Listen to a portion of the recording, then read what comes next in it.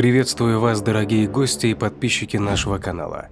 Для всех любителей криминальных историй наш психологический проект «Про нас» предлагает вашему вниманию криминальные истории с участием нарциссов и психопатов, совершенные против членов своей семьи. Как вовремя распознать этих потенциальных преступников, скрывающихся под маской социально благополучных личностей? Чтобы не стать жертвой этих смертельно опасных людей, мы рассказываем на нашем основном канале «Про нас», ссылку на который я дам внизу под этим видео. Также прошу вас не забыть подписаться на наш канал и не забыть поставить лайк авансом, так как это позволяет нам снимать чаще и более качественные видео для вас.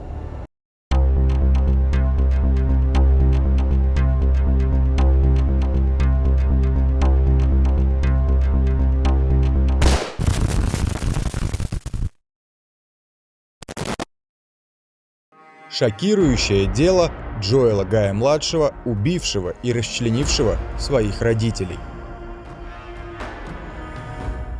28-летний Джоэл Гай-младший и его сестры собрались вместе со своими родителями, Джоэлом-старшим и Лизой Гай, на День Благодарения 24 ноября 2016 года.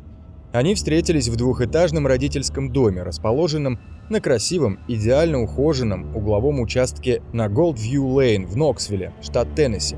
Отец семейства работал инженером трубопроводных систем и недавно вышел на пенсию. Вместе с Лизой он прожил в браке 31 год. У него было 3 дочери от предыдущего брака, а в 1988 году у пары родился сын Джоэл Майк Гай-младший. Лиза пропадает без вести.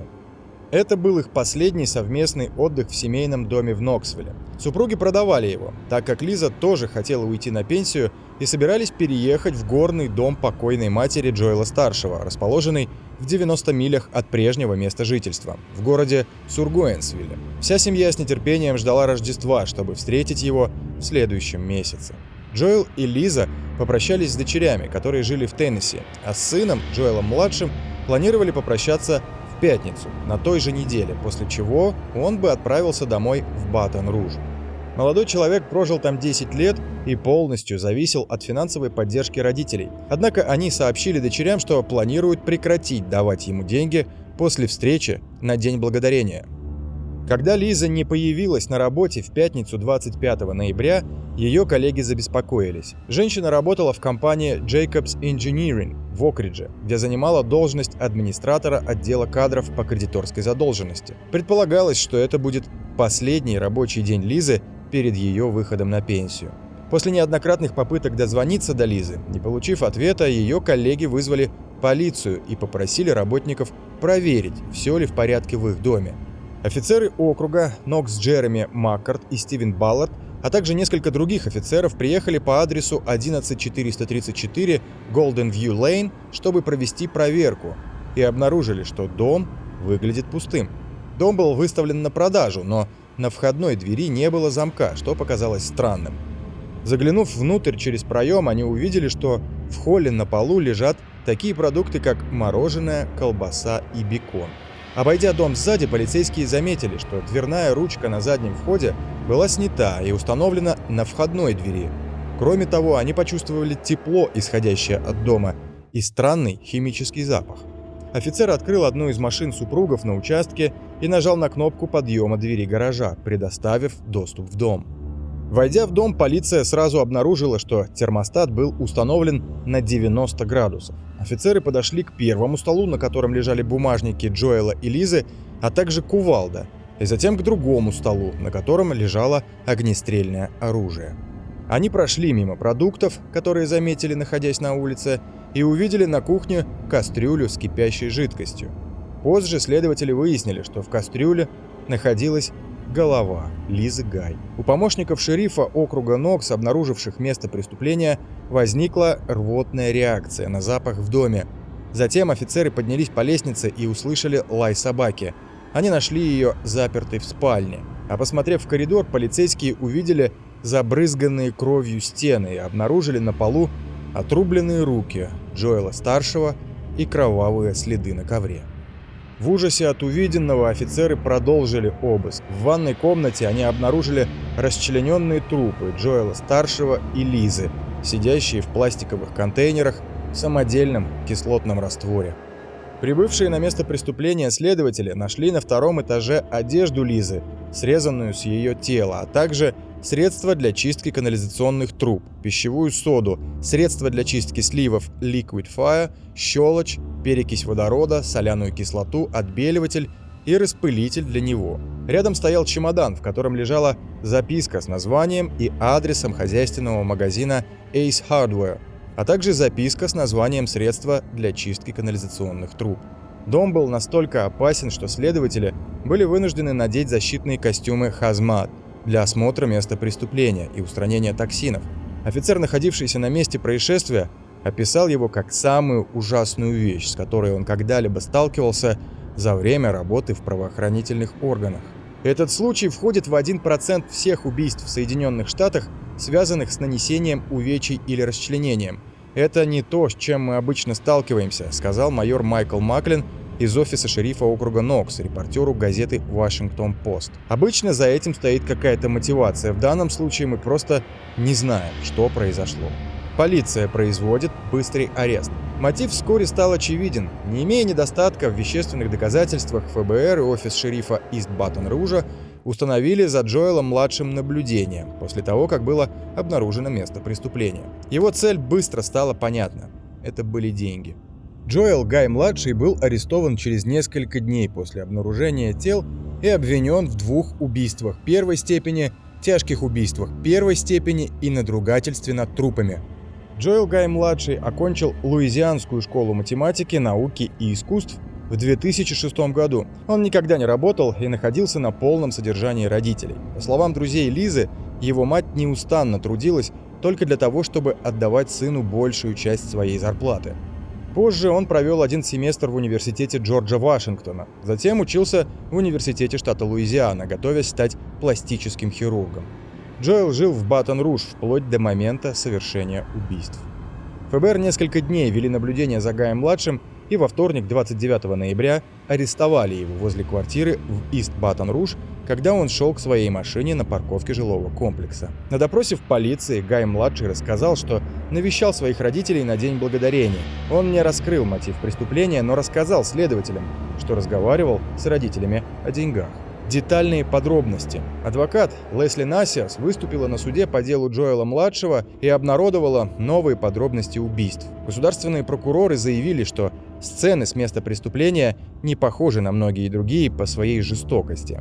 Они предупредили родственников жертв и присутствующих о возможности покинуть зал суда, если те чувствуют, что эмоционально не готовы к этому. Пока Джоэл Гай-младший сидел в зале суда и просто наблюдал, Насиас начала описывать, как погиб его отец, Джоэл Гай-старший. По словам адвоката, ему было нанесено 42 удара острым предметом, настолько жестоких, что на ребрах осталось 12 следов, от царапин до рваных ран. Легкие, почки и печень мужчины были серьезно повреждены. У него также была настолько серьезная травма плеча, что осколок пули застрял в мышечной ткани. Затем руки Гая-старшего были отрублены в запястьях и плечах, а ноги – в области бедер. Согласно судебным протоколам, его ступни были отрезаны в районе лодыжки. Насиас сказала, что Гай-старший яростно боролся за свою жизнь. После убийства с его тела срезали одежду и оставили кровавой кучей на полу. Лизе нанесли 31 ножевое ранение, причинив 21 тяжелую травму, сломав 9 ребер и изрезав ягодицы. С тела женщины сняли одежду и оставили ее на полу. Руки были отрублены по плечи, а ноги перерезаны ниже колен. Их тела поместили в 2 45-галлонных контейнера со смесью, средства для очистки канализации, отбеливателя, перекиси водорода, очистителя для канализационных труб и других химических веществ. Преступник пытался быстро растворить останки в самодельном растворе кислоты. Власти полагали, что пара была убита между пятницей и полуднем субботы. Место преступления было настолько невообразимым, что прокуроры штата описали его как дьявольскую похлебку из человеческих останков. Полиция обнаружила блокнот с планами Гая-младшего в доме его родителей в Ноксвилле. Поразительно, но он написал список вещей, которые нужно было сделать перед убийством, а также отметил, какие предметы нужно взять с собой, включая блендер и кухонный комбайн. Гай-младший указал такие вещи, как кувалда и ножи для убийства, необходимые ему для убийства родителей, а также составил план того, где и когда их убить. Он планировал использовать кувалду, чтобы раздробить кости своих родителей. Взять блендер и комбайн, говорилось в записках, и измельчить мясо, смыть куски в унитаз, взять пластиковый контейнер для растворения в кислоте. Позже следователи обнаружили чеки, подтверждающие, что Гай-младший купил химикаты в магазине Walmart в Ноксвилле, а когда после ареста в Луизиане был открыт багажник его автомобиля, в нем оказалась мясорубка. Гай-младший тщательно перечислил методы, которые он будет использовать, чтобы убить своих родителей и уничтожить улики. В одной из заметок он написал «убить собаку», но затем зачеркнул это и заменил на «взять собаку с собой». Далее в записке было подробно описано, как он начинает процесс уничтожения следов и расчленения тел. Поместить ее в душ, включить горячую воду и направить на нее, чтобы избавиться от следов, снять с нее одежду и забрать с собой для утилизации. Отрезать ему руку и засунуть его плоть ей под ногти. Положить ее руку с его ДНК так, чтобы ДНК не смыло душем.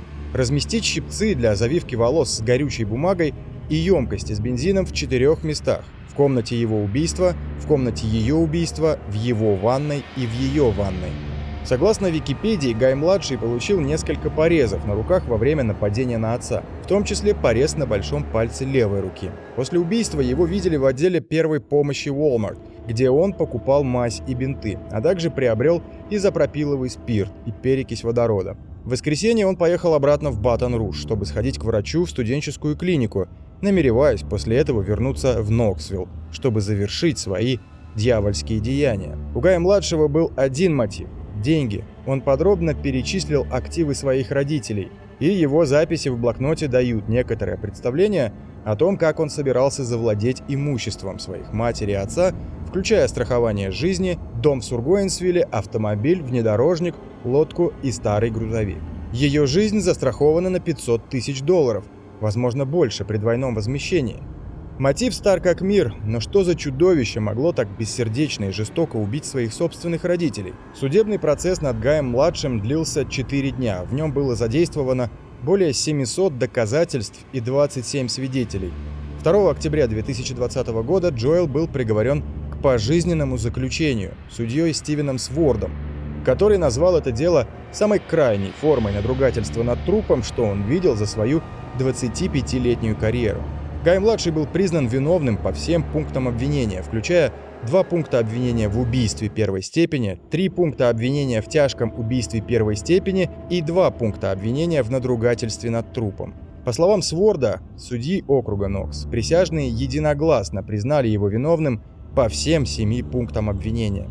Судья сказал Гаю-младшему, что тот считает себя умнее, чем он есть на самом деле, заявив, что преступление было совершено очень неразумным способом. Как сообщает телеканал WVLT-TV, судья Сворд отметил, что Гай-младший не проявил ни малейшего раскаяния во время суда и даже, похоже, гордился своими деяниями. Он также сказал, что у Гая-младшего порочный ум, который не изменится со временем. Гай-младший не будет иметь права на освобождение в течение 130 лет. Однако во время вынесения приговора судья Сворд сказал, что и 300 лет – недостаточный срок, чтобы можно было разумно отнестись к тому, что сделал Джоэл. Как вы думаете, могли ли родители Джоэла избежать такой участи, лишив безумного сына постоянной финансовой поддержки? И что им стоило для этого сделать? Свои варианты пишите в комментариях под видео. Кто эти страшные люди, совершающие немыслимые преступления, и как вовремя определить, что человек, с которым вы общаетесь, нарцисс или психопат? Как сохранить себе жизнь, когда вам стало понятно, что вы находитесь рядом с такой патологической личностью? Смотрите информацию на нашем основном канале, ссылка на который стоит под этим видео. Прошу вас не забыть поставить лайк за нашу работу и подписаться на наш канал, чтобы не пропустить новые истории о чудовищных преступлениях, совершенных нарциссами и психопатами. Подписывайтесь также на наш телеграм-канал, ссылка на который указана ниже. Там мы ежедневно публикуем информацию о новых преступлениях психопатов. Если есть интерес к резонансным преступлениям известных людей и звезд шоу-бизнеса, подписывайтесь на наш второй канал. ссылка на который будет указана ниже.